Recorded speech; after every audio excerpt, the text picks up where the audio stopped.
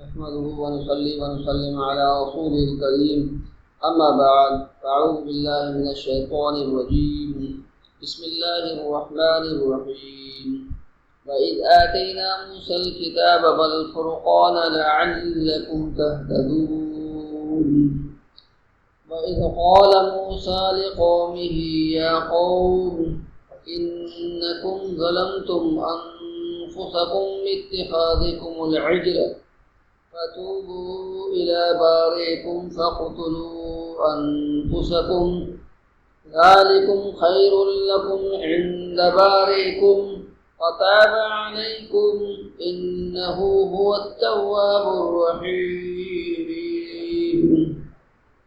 اور جب دیا ہم نے موسیٰ کو کتاب اور فرق کرنے والی لعلکم تہتدون تاکہ تم ہدایت پانے والے ہو جاؤ، ہدایت یافتہ ہو جاؤ۔ اور جب کہا موسیٰ علیہ السلام نے اپنی قوم سے اے میری قوم، بے شک تم نے ظلم کیا ہے اپنے جانوں پر، بچڑے کو معبود بنا کر، توبہ کرو تم اپنے پیدا کرنے والے کی طرف اور قتل کرو اپنے جانوں کو، بہتر ہے یہ تمہارے لیے اپنے پروردگار کی طرف، پیدا کرنے والے کی طرف۔ پھر توبہ قبول کی تمہاری اس نے، بے شک وہ توبہ قبول کرنے والا ہے۔ وَإِذْ آتَيْنَا، اور جب عطا کیا ہم نے موسیٰ علیہ السلام کو الکتاب کتاب مطلب توریت، والفرقان جو واضح کرنے والی ہے، فرق کرنے والی ہے، جدا کرنے والی ہے، لعلکم تاکہ تم تہتدون ہدایت پالو، سیدھی راہ پالو۔ وَإِذْ قَالَ، اور جب کہا موسیٰ علیہ السلام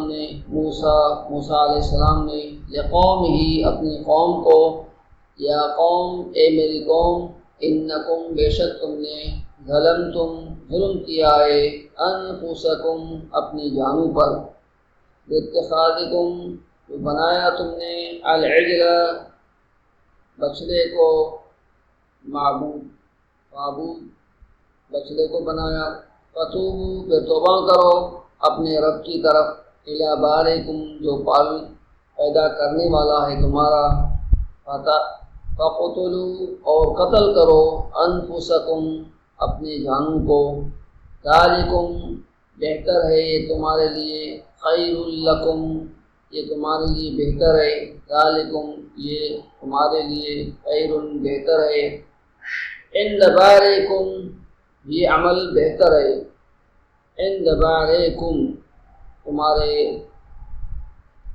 خالق کی طرف تمہارا، فتاب علیکم پھر توبہ قبول کی اس نے تمہاری، انہ هو التواب الرحیم بے شک وہ توبہ قبول کرنے والا ہے۔ اللہ تبارک و تعالی نے موسیٰ علیہ السلام کو کوہ طور پر حکم فرمایا کہ وہاں 40 راتیں اعتکاف فرمائیں۔ موسیٰ علیہ السلام نے اعتکاف فرمایا تو اس کی بدولت اللہ تبارک و تعالیٰ نے یہ کتاب عطا فرمائی، جس کو یہاں کتاب اور فرقان کہا گیا۔ کتاب سے مراد توریت ہے جو اللہ تبارک و تعالیٰ نے موسیٰ علیہ السلام پر نازل فرمائی، اور یہ پہلی مکمل الہامی کتاب تھی۔ اس کے بعد داؤد علیہ السلام پر زبور اللہ تبارک و تعالیٰ نے مکمل آسمانی کتاب نازل فرمائی، اور اس کے بعد عیسیٰ علیہ السلام پر اللہ تبارک و تعالیٰ نے انجیل کو نازل فرمایا، اور آخر میں سیدنا اور مولانا حضرت محمد صلی اللہ علیہ وآلہ وسلم پر اللہ تبارک و تعالیٰ نے قرآن پاک کو نازل فرمایا۔ تو اسی طرح الہامی اور آسمانی جو مکمل کتابیں ہیں وہ 4 ہیں، اور اس سے پہلے اللہ تبارک و تعالیٰ نے آسمانی صحائف نازل فرمائے جو مختلف انبیاء کرام علیہ السلام پر، جیسے قرآن پاک میں خود بھی ہے صحف ابراہیم و موسیٰ، تو موسیٰ علیہ السلام پہ ہو سکتا ہے پہلے توریت سے پہلے صحیفے نازل کیے گئے، اور ادریس علیہ السلام پر تو یہاں فرقان بھی توریت کو کہا گیا۔ فرقان کا مقصد ہوتا ہے کہ حق اور باطل میں فرق کرنے والا۔ اللہ تبارک و تعالیٰ نے قرآن کو بھی فرقان فرمایا ہے۔ فرقان کا مطلب ہوتا ہے فرق کرنے والا۔ تو جب موسیٰ علیہ السلام توریت کتاب جو آسمانی الہامی کتاب تھی وہ لے کر تشریف فرما ہوئے، واپسی ہوئی اپنی قوم میں، تو اپنی قوم کو شرک میں مبتلا پایا، جو العجل جس کو کہا گیا ہے بچڑا، جو ایک سامری نامی ایک بندہ تھا جس نے وہ بچڑا بنا کر ان کو اس عبادت میں لگا دیا تھا۔